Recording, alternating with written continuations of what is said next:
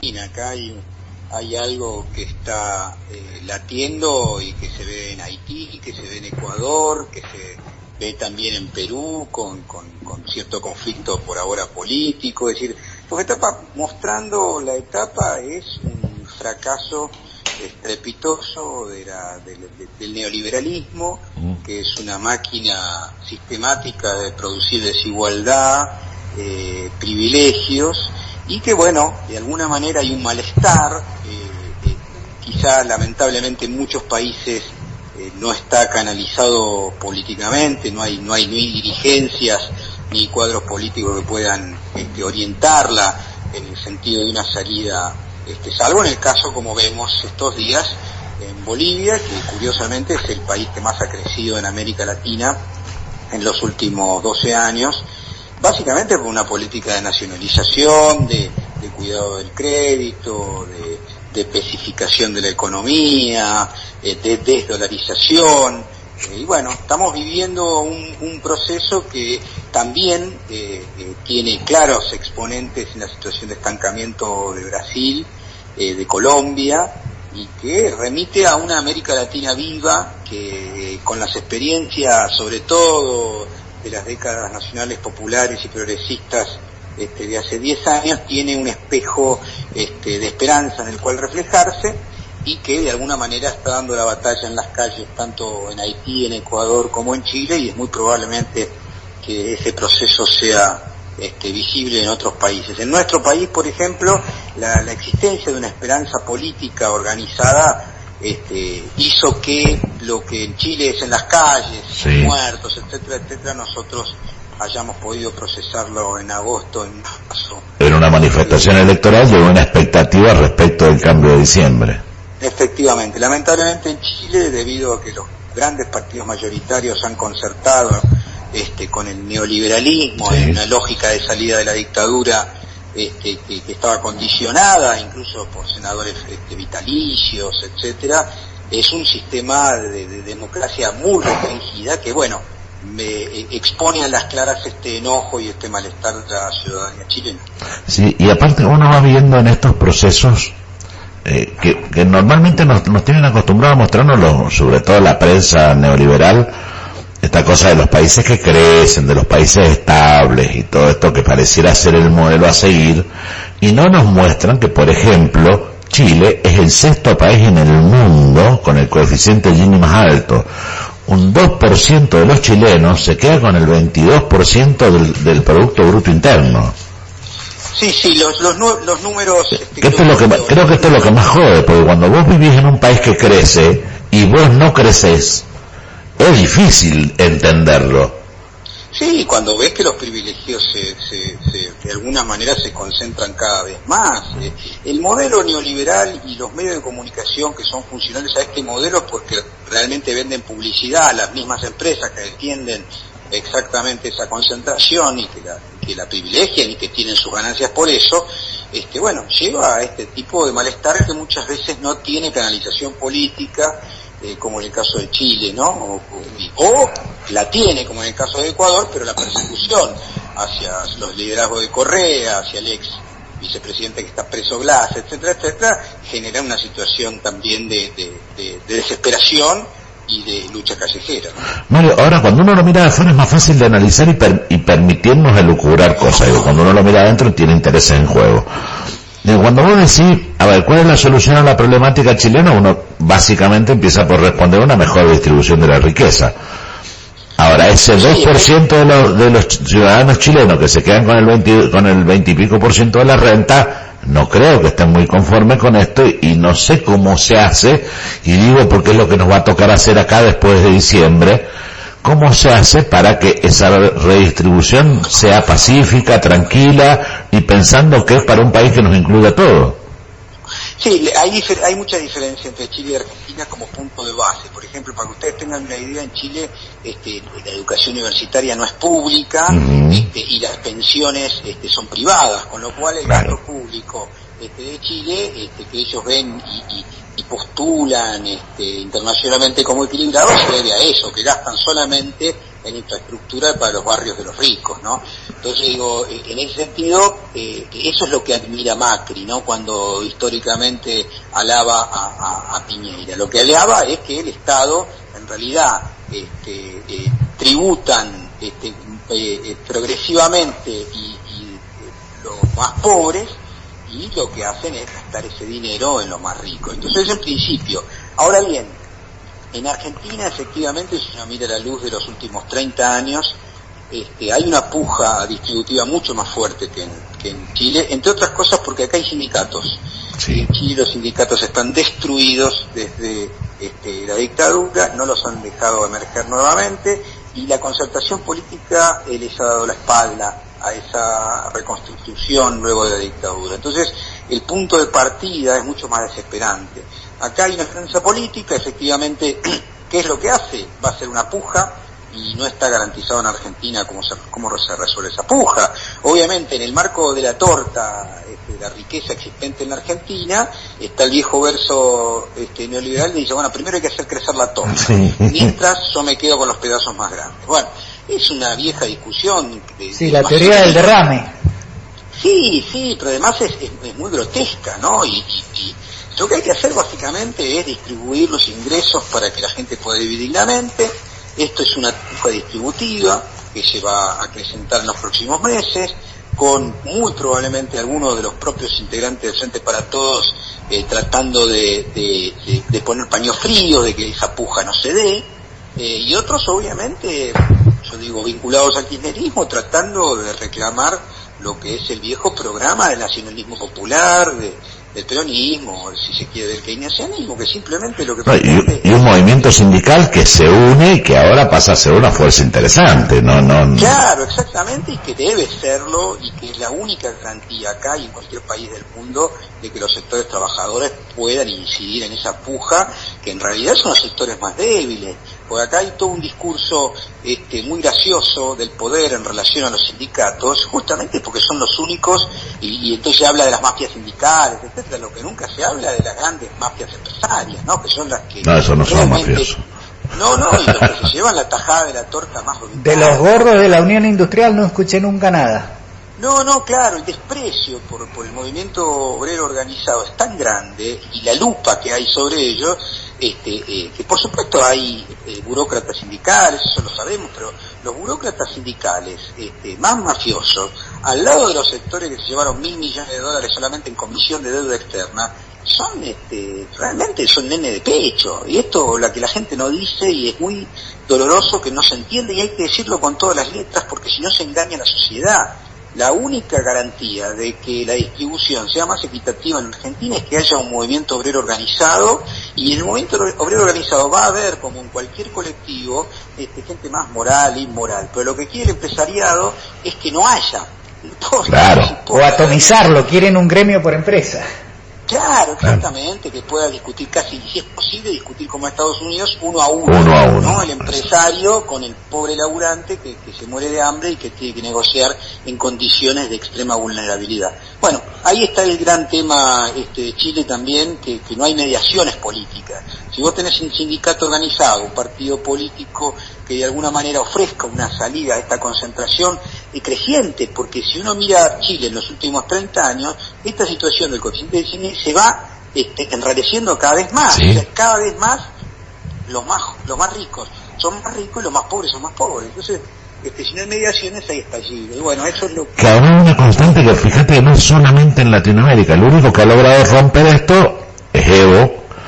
En la etapa de los 12 años del kirchnerismo se mejoró mucho el coeficiente de Gini. En estos casi 4 años, ha crecido la pobreza en la Argentina y los ricos son cada vez más ricos. Pero también pasa en Francia. Justo también, porque también esto pasó en Venezuela, sobre todo cuando lo empezaron el bloqueo, Chávez hizo un proceso de destrucción de riqueza enorme, que justamente la causa por la cual Estados Unidos ahora lo viene persiguiendo, bloqueando y intentando destrozar, ¿no? Y bueno, y su resistencia, al igual que la cubana, tiene que ser señalada como ejemplos de independencia y soberanía, más allá de que efectivamente por periodos y ahora Venezuela, en algún momento en Cuba la pasan mal, pero lo que hay que articular fuertemente es que a todos aquellos movimientos sociales y políticos que de alguna manera busquen la felicidad del pueblo van a ser enemigos de las élites oligárquicas latinoamericanas asociados con la embajada de Estados Unidos. Si no se entiende eso, es muy difícil entender la política de nuestro país. Y ahora yo te voy a tirar un tema que la otra vuelta lo planteamos con un grupo de amigos, que tiene que ver con una situación que a veces nos cuesta verla porque nosotros estamos siempre metidos en la coyuntura, en estas discusiones casi cotidianas. Pero está pasando en la humanidad, digamos. Hoy en el mundo la distribución de la riqueza es tan desigual que con un progreso tecnológico que debiera ser posible que vivamos mejor que en toda nuestra historia, estamos al borde del colapso planetario, culpa de esos que sobreconsumen, y al borde del colapso del sistema económico. Y muy pocas voces se alzan en el mundo respecto a este tema. Sí, porque hay muchas voces que no se alzan porque se les paga para que no se alcen, y porque se las convence y persuade en la construcción del sentido común embrutecedor y destructivo, ¿no? La realidad es que hay suficiente riqueza en la humanidad como para que la gente adulta trabaje 4 horas por día, le dé comer dignamente a sus hijos, pueda hacer un viaje por año a otra parte del mundo y tenga ocio suficiente como para educarse y para tener tiempo libre. Eso existe hoy en la humanidad, pero lamentablemente el 1% de la humanidad concentra aproximadamente el 50% de la riqueza a nivel internacional. Y esto en algún momento puede o no estallar, no hay un antojo de la historia que lo garantice, pero llega a que existan procesos, pujos permanentes de malestar y de enojo y de resistencia, que bueno, vemos sistemáticamente en distintas partes del mundo. Y después hay un fenómeno que se le pretendió dar en los últimos 10 años, una nueva emergencia del neoliberalismo que nació en los años 70, en Chile curiosamente, ¿no? Porque la primera experiencia neoliberal en el mundo fue la de Pinochet en 1973, luego del golpe, y la primera en la cual se le disputó frontalmente y ferozmente fue con Chávez en el 99, ¿no? Eso es la paradoja de América Latina, que es un continente muy vivo y que lamentablemente tiene expresiones como la primera experiencia neoliberal y también la primera respuesta a ello, ¿no? Pero al margen de eso digo, sí, estamos en un momento que bueno, la realidad es que no podemos saber cuánto, pero si uno mira el tema del trabajo, el tema del medio ambiente y el tema de la producción y las finanzas, en esas 4 dimensiones hay una crisis planetaria que puede ser resuelta en términos de la supresión de las especies, la destrucción del medio ambiente, del nacimiento de nuevas enfermedades, etcétera, etcétera, o un nuevo pacto humanitario que permita básicamente que terminar con las guerras, el hambre, el capitalismo depredatorio. Pero bueno, son las cosas de las que no se habla y están escondidas detrás del dinero que compra y vende voluntades y sentido común de los medios de comunicación hegemónica, ¿no? Jorge, ¿y cómo construimos un sentido común distinto, un sentido común que nos cobije, que nos permita esto? Yo no digo trabajar 4 horas, pero vivir dignamente, porque además la avaricia de estos sectores del neoliberalismo es tan fuerte que hasta se olvida, ha pasado en la Argentina, se olvidan de generar un espacio político donde repartan una porción de la torta para que no se les caiga todo encima. Sí, no, yo creo que hay una ceguera muy grande y hay como una necesidad, sobre todo los sectores concentrados, de tirarle la cuerda a ver hasta dónde da, ¿no? Y especulan que bueno, puede dar incluso hasta el fin de su propia vida, total, que sea un problema para las próximas generaciones. Y eso es una disputa que los sectores más lúcidos, si se quiere, de las oligarquías a nivel mundial lo tienen claro. Hay un problema, el problema es un volcán que no se sabe cuándo va a estallar, pero bueno, mientras solamente salga humo, como en Chile, y maten 10 personas, no es grave. El tema es cuando entren a degüello en los barrios privados a tratar de agarrar la torta que se fue negada durante siglos, ¿no? Ahí hay un problema, ¿no? Y cómo construir frente a eso. Bueno, la realidad es que en el cuerpo a cuerpo, en la calle, en los movimientos sociales, en los movimientos sindicales, no hay otra salida que construir poder, poder de las masas, movimientos sociales, acción colectiva, y bueno, seguir apostando a la vida, al encuentro, a al compañerismo, a la solidaridad, a esos valores que son lo más importante de la especie humana y que estos tipos desprecian profundamente en aras de su altar del becerro de oro, porque esto no es nuevo, ¿no? Esto está en el Antiguo Testamento, digo, ¿no?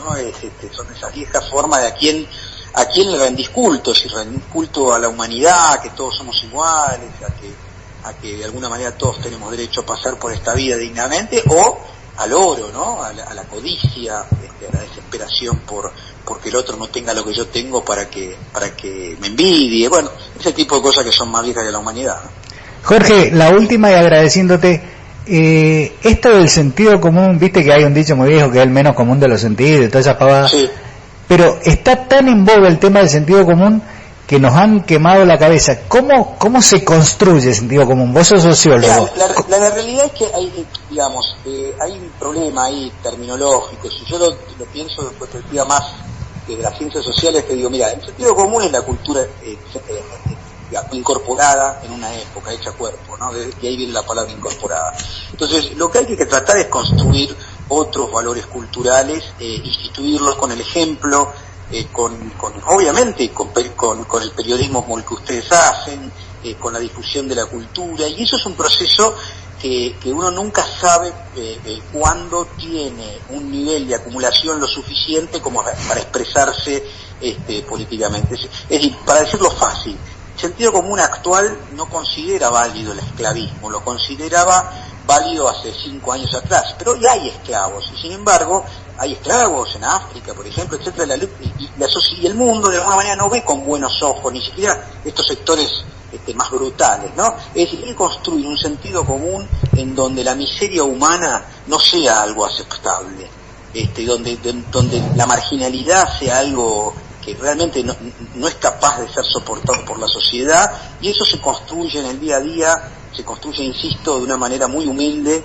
en el vínculo social acumulado, y no hay otra forma, digamos. Es una disputa, una batalla, como decía Gramsci, una batalla cultural de sentidos comunes en pugna, un sentido común que quiere ver que la concentración de la riqueza es algo normal, y un sentido común que dice que eso no es natural, no es normal, y debe ser cuestionado y tiene que ser repartido. Bueno, esas dos, para decirlo, dos componentes centrales del sentido común están enfrentados, y en algunos momentos gana uno, en otros momentos otro, pero todavía no ha habido una derrota, como diría también Brecht. En ese sentido hay algo que no murió, pero hay algo que todavía no nació, y bueno, somos parte de esa generación que está en el medio, pero que a lo mejor tenemos la suerte de ver grandes cambios, porque estas ebulliciones que aparecen en Chile, en Ecuador, en distintas partes del mundo, digo, ayer podía ir a Europa también, ¿no? Sí, hasta en Francia. Los chalecos amarillos son parte de esto. Exactamente, bueno, todo ese tipo de fenómenos están anunciando algo. Cuando uno lee historia y se da cuenta que las revoluciones burguesas lucharon 300 años contra el feudalismo y no fue un solo día el de la Revolución Francesa, se da cuenta que las luchas contra el capitalismo depredatorio también son largos procesos sociales, y uno no sabe cuándo van a condensarse en un único día. Jorge, agradecerte infinitamente la claridad conceptual que tenés. Sigo teniendo pendiente, acá el Ale va a sentir conmigo, que te vengas, estuvieron en Neuquén con Sandrita, que te vengas a presentar los libros, a charlar un rato. Después que pasen las elecciones vamos a volver al ataque con ese tema. Me encantaría, y ahí estaremos. Les agradezco la llamada, les mando un fuerte abrazo a ustedes y a la audiencia. Un abrazo. Chao, Jorge. Abrazo, chao. Jorge Elbaum, sociólogo. ¿No escuchás? Bueno, ese es problema tuyo, porque acá sale todo perfecto. Bueno, perfecto. Licenciado en Ciencias Económicas, presidente del... Doctor en Ciencias Económicas. Sociólogo, doctor en Ciencias Económicas. Un tipo muy claro, muy inteligente, muy... Vamos a escuchar un poquito de música. Dale.